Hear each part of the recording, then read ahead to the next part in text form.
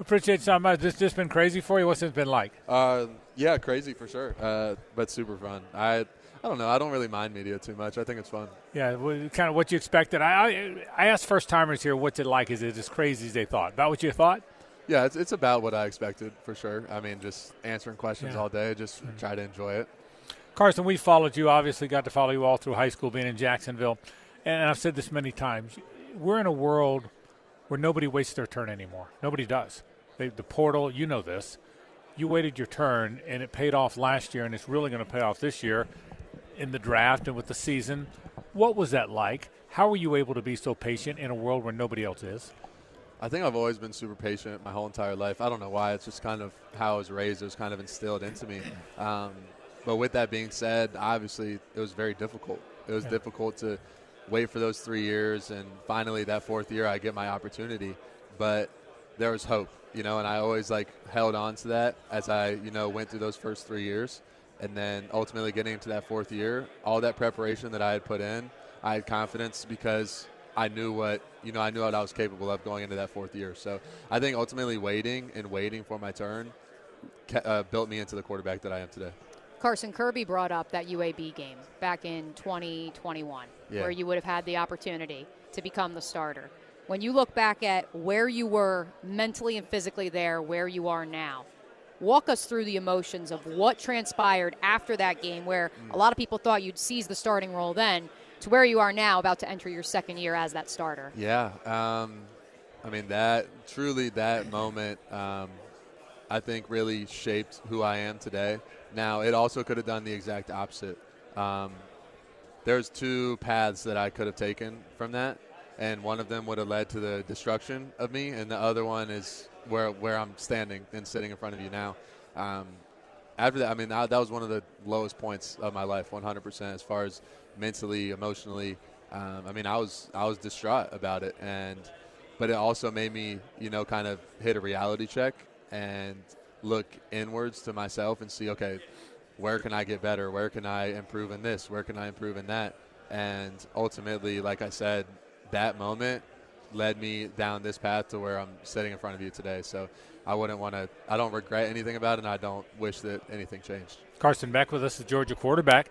You've had quite the journey, and people have been paying attention to you for a long time. So obviously being a high pick in the draft and maybe leading a team to a national championship isn't overwhelming for you because you've always been watched. Yet, I got to ask you, are you caught up in it at all? Are you able to keep that at bay and just make the thing? How hard is that, Carson? For me, it's super easy, honestly. I don't really look too much into the noise, whether it's good or bad.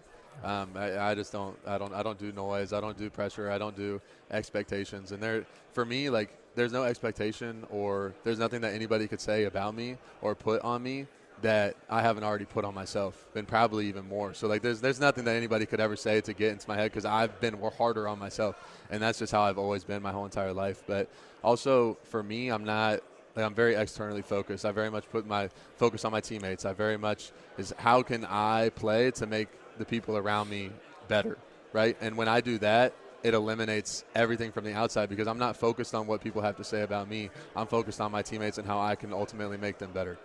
You made the decision to come back. Why? I mean, there's a lot of reasons, but run us through them. Run us through them. I think the hardest part for me leaving, not really, how do I say this? The reason for staying, but more about the hardest part of me leaving would be leaving the locker room that we have and leaving the teammates and the connection that, we've all built. That's probably the hardest part because it's a lot different once you go to the next level. It's not like college, and talking to guys that have been through it, that have gone to Georgia, that are now in the NFL. I mean, there's so many different guys that you can conversate with, and they're all just enjoy it while you're here because it's different once you get up there. And that ultimately was one of the biggest deciding factors. And then obviously the way the season ended last year, I mean, everybody always asks me how difficult of a decision was it? And I tell them it was easy. Now, people might have thought it was difficult in the time because, I wasn't just going to say I was coming back off rip, but the second that we lost to Alabama, I knew that I was coming back. Carson, two-parter. First of all, playing in the Florida-Georgia game, a game you grew up with. What was it like? Was it nerve-wracking? You couldn't wait to do it. Could you get to do it again now? But what was that like? Probably my favorite game. Yeah. Favorite game that I've ever played in. It was very full circle, very surreal moment for me, especially growing up, going to the game. It was very emotional running out, going out in the tunnel, just looking around, knowing where I was at home. Like, I grew up here and going to the game for the 3 years before and never getting to play in it, but then finally getting that chance. Like, when I ran out on the field for that first play, like, I was pumped up. I wouldn't say that I really get nervous. I'm more anxious to get out on the field, and then once that first play happens, like, I'm very much in the zone. But that definitely was a game that I enjoyed, probably my favorite game up to this point. Wow. And definitely looking forward to being able to play in it again. Second part of the Jacksonville question: do you stay in touch with your Jacksonville people? Tanner Bauman just got drafted in the ninth round by the Yankees. You guys had this group. Chris Halter's or Colby Halter's playing. Do you stay in touch with your Jacks peeps at all?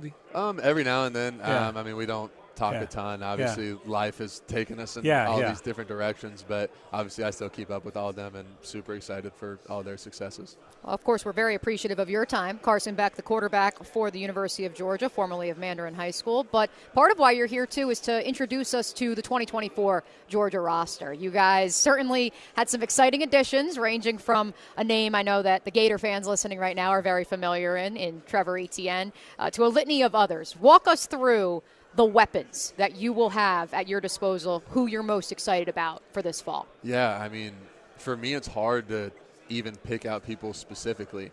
And doing that, I've been trying all day. I've been asked questions, and I honestly don't know if I can pick out anybody specific because there is so much talent and there is so much depth.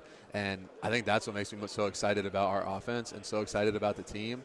But also, I don't think that there's any guys that really care, like, if they are like that, like, the flashing light, the blinking light, like, oh, well, I want to be the top target. I want to be – no, like, everybody's very, like, team-oriented. Like, let's get the win and let's get out. And honestly, it's going to be a different guy every week. Just like it was last year, it's a different guy every week. So I'm super excited to see who's going to step up in those big-time moments and who's going to kind of, certify themselves as those guys that need the ball when it's crunch time. Was that a selling point to return? Everybody you guys were bringing in? Oh, absolutely. What quarterback doesn't want great weapons? Hey, absolutely. Carson Beck, we're proud of you, man. You've done a great job up there. I know it's going to be a big year. I know you're going crazy around here. Thanks for stopping by. Good luck this year. Absolutely. Thank you so much. Bye. Good luck. Hey, it's Matt Hayes. Thanks so much for watching our SEC Media Days coverage, brought to you by Instant Keys. For more college football, Noles, Gators, hit our YouTube channels.